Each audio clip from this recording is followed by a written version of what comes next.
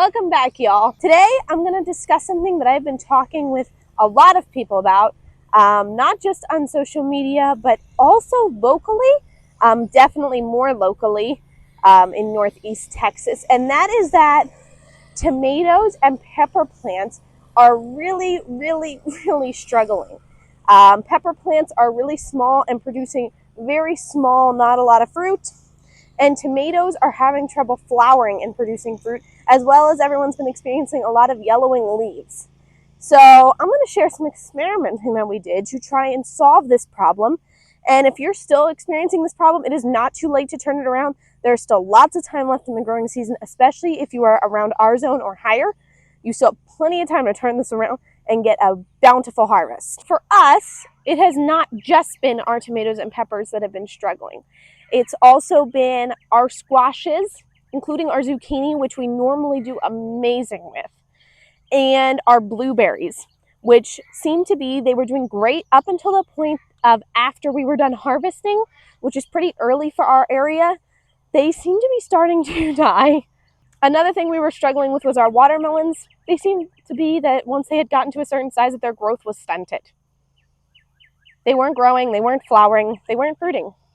We haven't actually gotten a single melon this year. So the first thing was, it was starting to get hot at the time that we were experiencing all this. So we thought that everything needed more water.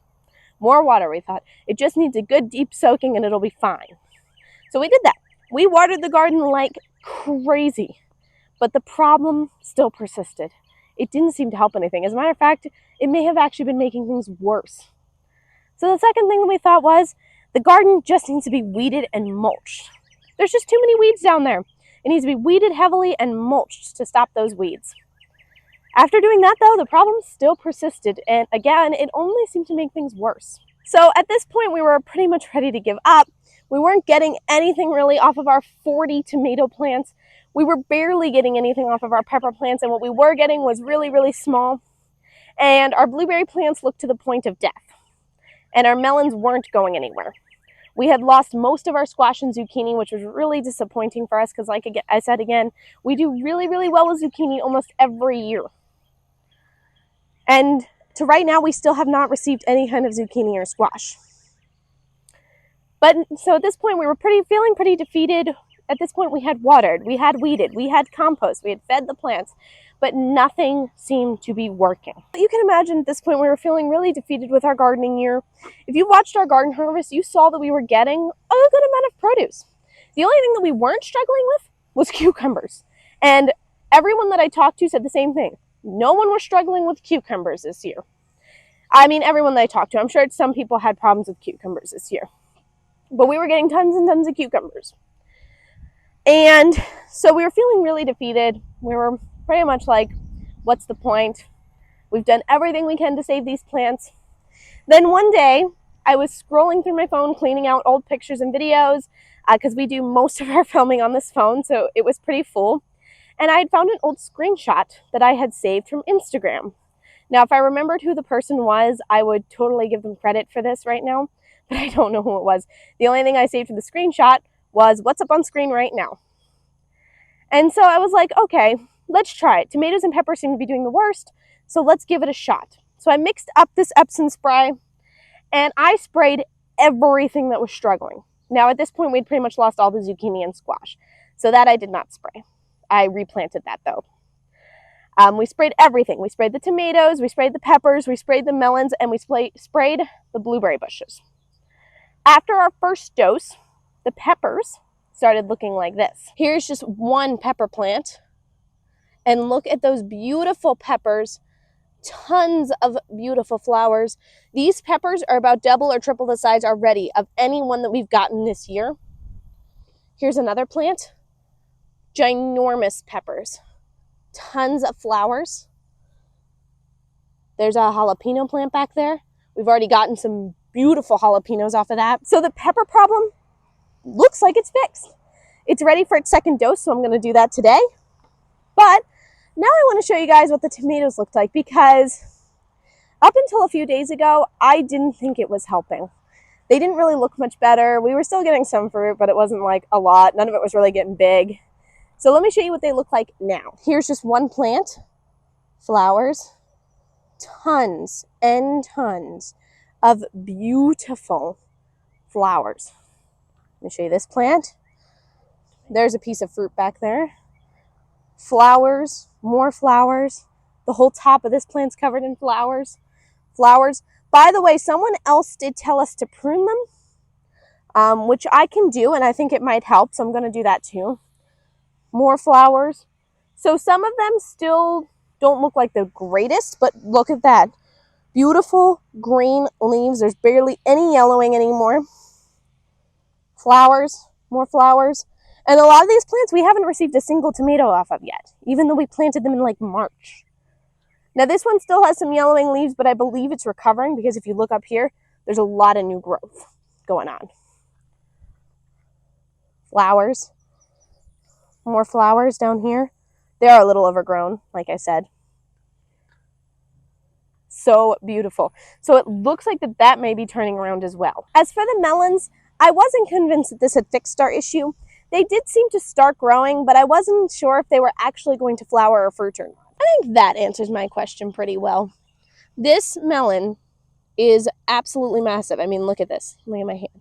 It's not ready to pick yet, but it is massive. And there are tons of much smaller melons. Hi, Charger. There are tons of much smaller melons on this plant. There's a bunch of weeds around here, but look at all the flowers. You can see all those little yellow flowers are all from the melon plant. All of them. The last thing that I talked about was the blueberry plants. Those, I was not convinced they were going to turn around. Even if the Epsom salt fixed the problem, I still wasn't convinced they were going to turn around. Just because of how bad they looked, it didn't seem to look like they could recover. It was to the point of death. They had almost no leaves. The leaves looked absolutely horrible, what was left. So now I'm going to show you what they look like now. So you can see all the red and yellowing leaves. Those are from before we sprayed. But if you look close, and it might be hard to see, you can see that there's brand new growth on a lot of these branches. And when you're seeing new growth on a plant like this, it means that it's going to turn around. If you have a plant that's starting to look devastated and you do something and it starts putting on new growth, it means it's recovering, guys. So this blueberry plant that still does not look that great is recovering. Now, it may have some dead branches up here. These, I think, are done. But we can prune those off, and I think it'll still be okay. Let me show you guys our other blueberry bush. This one had practically no leaves, and look at all the leaves it has now. So beautiful. Again, some dead branches there at the top. But other than that, it is absolutely gorgeous. Tons of beautiful leaves. Here's some more of our watermelon plants. Again, all those yellow flowers are from the plant. Again, over here. These are not quite as big, but these things did not get past like the seedling stage, and look at how big they are now. Just after 10 days, because it's time for their second dose of spray. So without making it too complicated, here's my theory.